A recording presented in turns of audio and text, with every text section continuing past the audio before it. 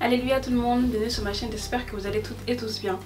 Aujourd'hui on se retrouve après une petite pause. Pour ceux qui m'ont suivi, j'ai fait une pause durant le mois d'août pour me reposer, pour me ressourcer, pour trouver un peu d'inspiration. Donc j'espère que vous avez passé de bonnes vacances, j'espère que vous avez passé une bonne rentrée aussi. Aujourd'hui on se retrouve pour un sujet assez spécial, en tout cas pour un sujet qui me tient vraiment à cœur.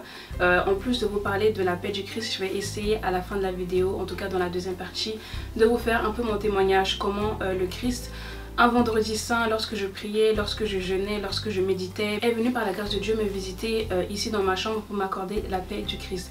Donc c'est vraiment un événement qui a un peu changé et chamboulé ma vie. Donc je vais essayer de vous donner plusieurs détails à la fin de la vidéo. En plus de vous parler de la paix du Christ, je vais un peu vous parler du stress, de l'anxiété, en tout cas de tout ce qui faisait que pendant longtemps j'ai recherché la paix du Christ mais je n'arrivais pas à la trouver. En tout cas je faisais en sorte, j'avais quelques mimiques, j'avais quelques mauvaises habitudes qui m'empêchaient de recevoir la paix du Christ, qui empêchaient le Christ de vraiment me posséder, de résider en moi et de m'accorder une vie stable. Donc comme d'habitude, si le thème de la vidéo vous intéresse, je vous invite à regarder la suite. Alors j'ai un peu regardé sur internet et dans la Bible pour trouver une définition à la paix du Christ et j'ai trouvé que la paix du Christ c'était lorsque l'âme d'une personne, lorsque l'esprit d'une personne n'était troublé par aucune inquiétude ou par aucune peur. Avoir la paix du Christ c'est lorsque notre âme, notre esprit est troublé par aucun conflit. La paix du Christ c'est aussi synonyme de calme, de repos, de tranquillité. En tout cas c'est quand vraiment on a la paix intérieure, quand on n'a pas de soucis ou du moins quand on fait l'effort à ce que les soucis ne prennent pas le dessus sur notre vie, quand vraiment même malgré les tribulations, malgré les épreuves, on est dans la paix, on est dans le calme parce qu'on sait que le Dieu que nous louons va agir en notre faveur. Il est écrit dans Jean 14 verset 27, je vous laisse la paix, je vous donne ma paix, je ne vous donne pas comme le monde la donne, que votre cœur ne se trouble point et ne s'alarme point. Ce verset-là nous montre que la paix du Christ c'est vraiment une paix qui émane du Saint-Esprit, qui émane de l'Esprit Saint Consolateur. En général dans le monde quand on parle de paix, on fait tout de suite référence à la prospérité ou à l'argent. La paix du Christ c'est quelque chose de vraiment spirituel, c'est quelque chose que seul Dieu, seul le Christ peut donner. Et comme je l'ai dit tout à l'heure, la paix du Christ c'est quelque chose qui, dans les moments de tribulation, dans les moments de peine, de doute et de crainte, c'est quelque chose qui va nous réconforter, c'est quelque chose qui va nous aider à avancer. Dans ces moments-là, lorsqu'on est dans le doute ou la crainte, dans la peur, le Christ alors descend en nous et surtout dans notre cœur pour nous accorder sa paix, pour nous accorder la tranquillité, le calme, le repos de l'âme. Il est aussi dit dans le livre de Jérémie 29 du verset 11 à 14 que Dieu a créé pour ses enfants, a planifié pour ses enfants des projets de paix, des projets de bonheur et non de malheur. C'est-à-dire que si un enfant de Dieu est dans l'obéissance, si il demeure dans la sanctification, alors les projets que Dieu avait fermés pour lui à l'origine s'accompliront. Donc il faut aussi voir la paix du Christ, la paix du cœur comme une récompense. Si le chrétien céleste demeure sur les voies qu'il observe à la lettre, les commandements, les préceptes que son Dieu a donnés à travers Moïse et à travers Papa Oshofa, alors il vivra une vie dans la paix, il vivra une vie dans la tranquillité, dans la sérénité. Il n'aura pas à constamment être dans les prières de combat, être dans les tribulations, être dans l'affliction ou dans la tristesse parce que son Dieu combattra pour lui, parce que son Dieu agira en sa faveur, puisque c'est un enfant qui est à la fois obéissant, soumis et parce que c'est un enfant qui lui est fidèle tout simplement. D'où l'importance de vivre une vie dans la sanctification.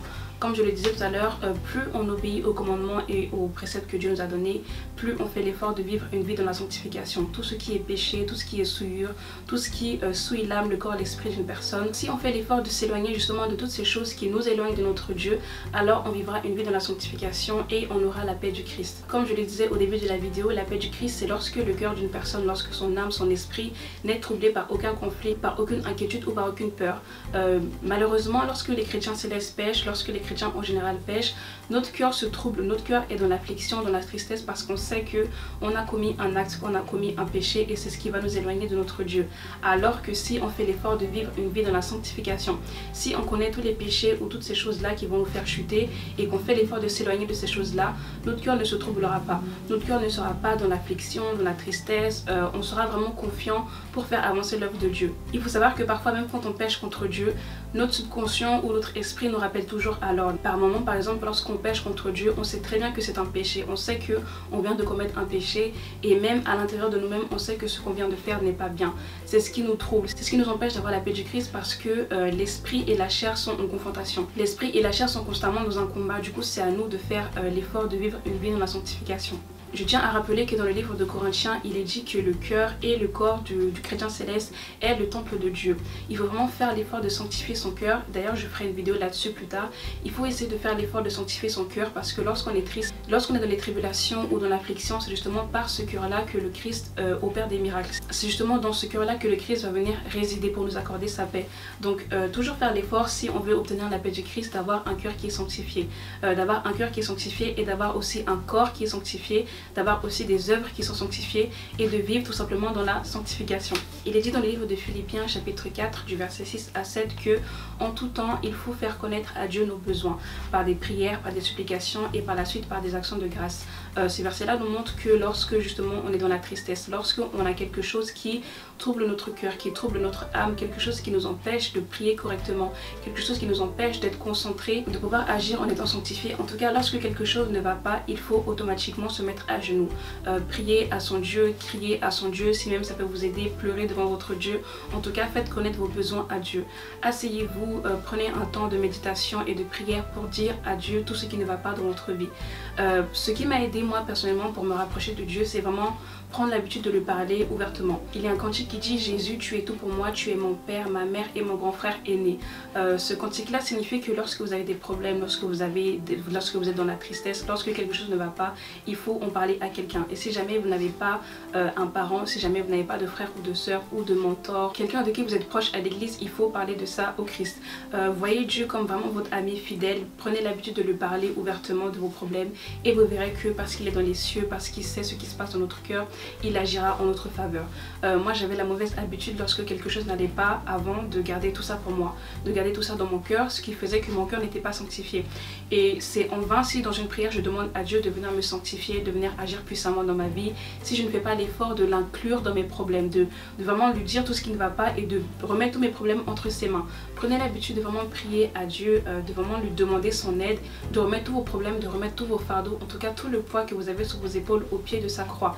Et vous verrez qu'avec la foi que vous avez en votre Dieu, il agira pour vous certainement. C'est pour ça que je tenais vraiment à parler de tout ce qui est anxiété, dépression, stress, etc. Parce que malheureusement j'ai été touchée par ça dans le passé et je continue à travailler pour ça actuellement. Le meilleur moyen de se débarrasser de l'anxiété, c'est de vraiment dire à Dieu ou bien à votre psychologue, je ne sais pas, dire à quelqu'un en tout cas tout ce qu'il y a dans votre cœur, tout ce qui est tristesse, tout ce qui vous angoisse, tout ce qui ne va pas dans votre vie. Essayez de vraiment vous débarrasser de tout dire, de tout déballer, en tout cas de faire l'effort d'enlever tout ce qui ne va pas dans votre cœur, parce que c'est par le cœur que le Christ passe quand il veut opérer des miracles ou bien quand il veut nous utiliser tout simplement. Donc si notre cœur n'est pas sanctifié, s'il est rempli de tristesse, de problèmes, le Christ n'agira pas en notre faveur. Quand vous avez des problèmes, si vous voulez obtenir la paix du Christ, le meilleur moyen de le faire, c'est de tout dire à Dieu, de vraiment laisser nos problèmes, nos soucis, tout ce qui va se passer demain, après-demain, entre les mains de Dieu. Et il agira en notre faveur en nous accordant la paix.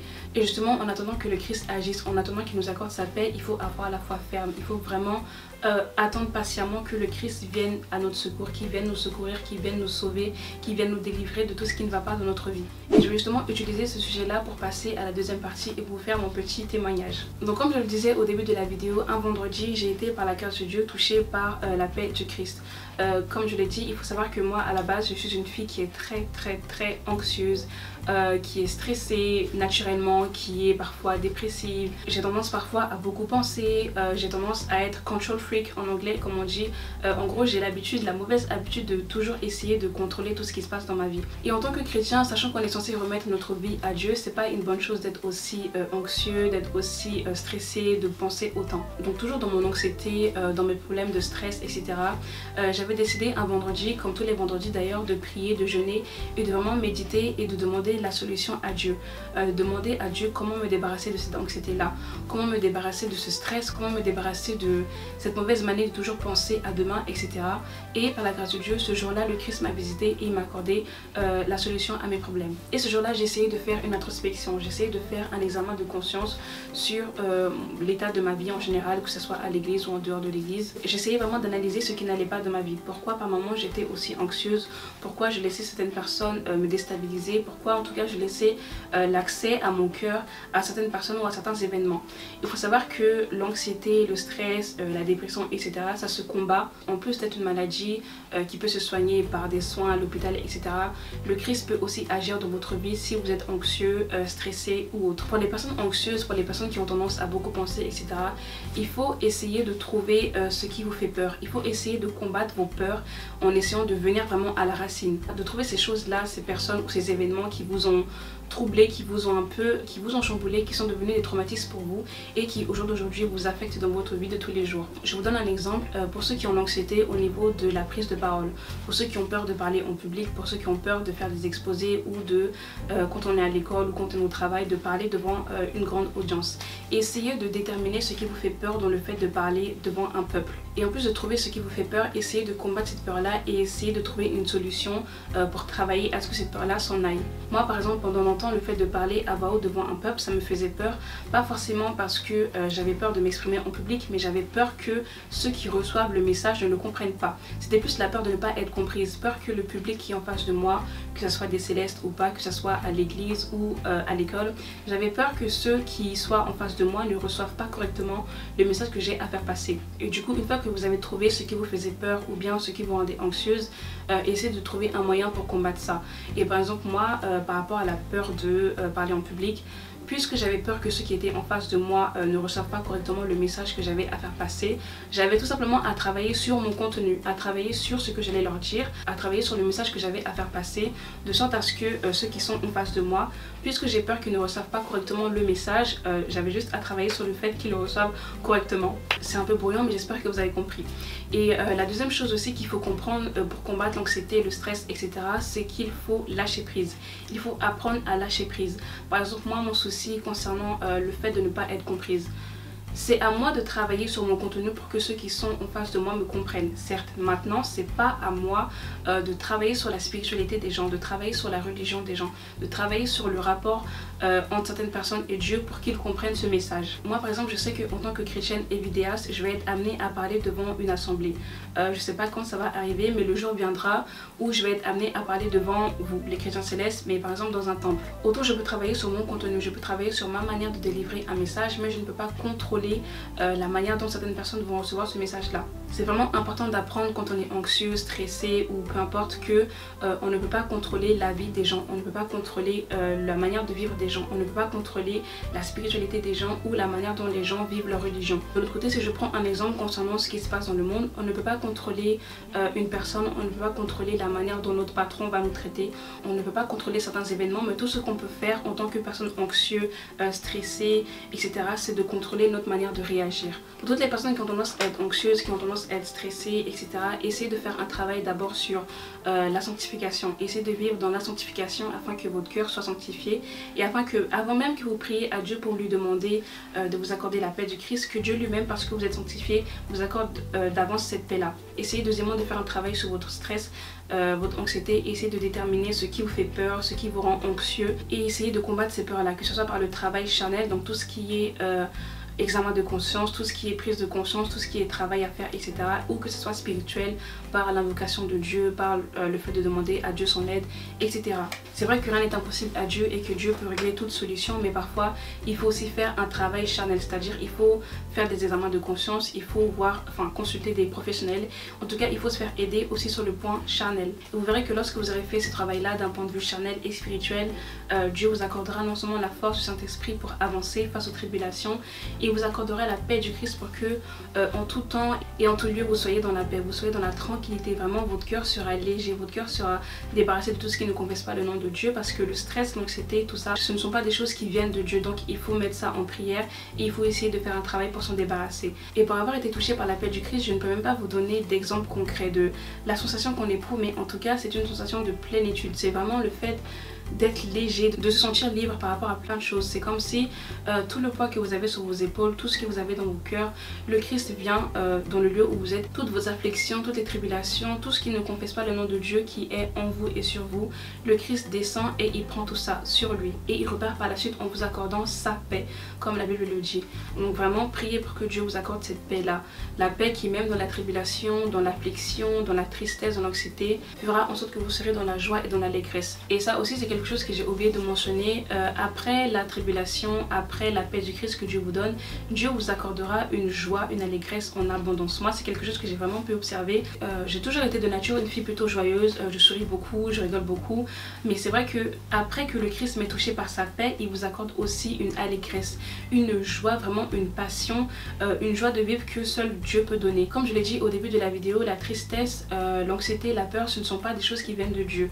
Dieu est amour, Dieu est paix et Dieu est joie.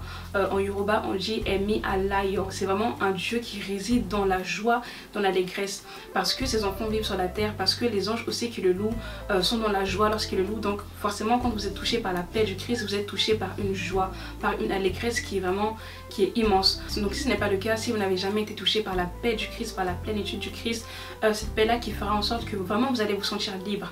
Moi, quand j'ai été touchée par cette paix là, je me suis vraiment sentie libre, je me suis sentie légère. Donc je prie pour que Dieu accorde cette même paix là au monde entier, qu'il accorde cette paix, cette joie, cette allégresse à la jeunesse chrétienne céleste, à l'église en général. Priez aussi pour que Dieu vous accorde le courage de vous débarrasser de toutes ces choses là. Priez pour que Dieu vous accorde le courage, la force du Saint-Esprit pour vous débarrasser de l'anxiété, de la tristesse, de la dépression, etc. Parce qu'une fois de plus, ce n'est pas quelque chose qui vient de Dieu, c'est le malin qui essaie de vous déstabiliser.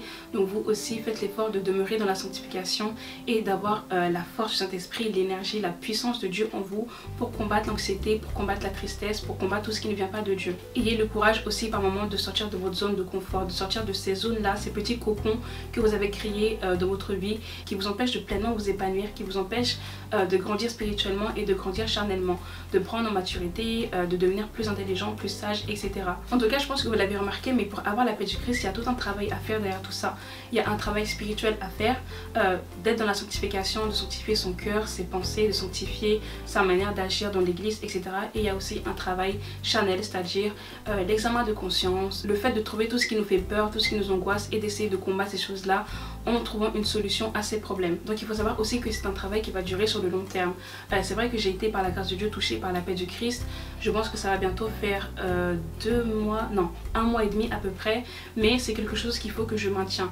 Maintenant que Dieu m'a accordé la paix du Christ, c'est à moi maintenant de contrôler mes émotions, de contrôler mon comportement, de contrôler ma manière d'agir pour ne pas que cette paix-là s'en aille, pour vraiment faire en sorte que cette paix-là me dure tout au long de ma vie. Une fois de plus, je le répète, vous ne pourrez jamais contrôler le comportement des autres, le comportement d'autrui, le comportement de votre patron, de votre boss, etc.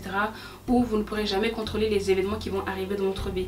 La seule chose que vous pouvez contrôler, c'est votre manière de réagir. C'est à vous maintenant de faire l'effort de sanctifier votre cœur et votre esprit pour que en tout temps vous ayez la paix, la joie, la lumière de Dieu, l'intelligence, la sagesse pour prendre de bonnes décisions, pour que vous puissiez vivre une vie saine, c'est-à-dire une vie où vous n'avez pas de problème, vous n'êtes pas dans l'affliction, dans la tristesse, mais que vraiment vous êtes en bonne santé spirituelle. Donc voilà, c'est la fin de cette vidéo. J'espère qu'elle vous a plu, j'espère que vraiment vous avez pu apprendre beaucoup de choses sur la paix du Christ, sur la dépression, l'anxiété et surtout comment les combattre en étant chrétien avec l'aide de Dieu. Et si jamais vous avez des questions, n'hésitez pas à écrire un petit commentaire en bas.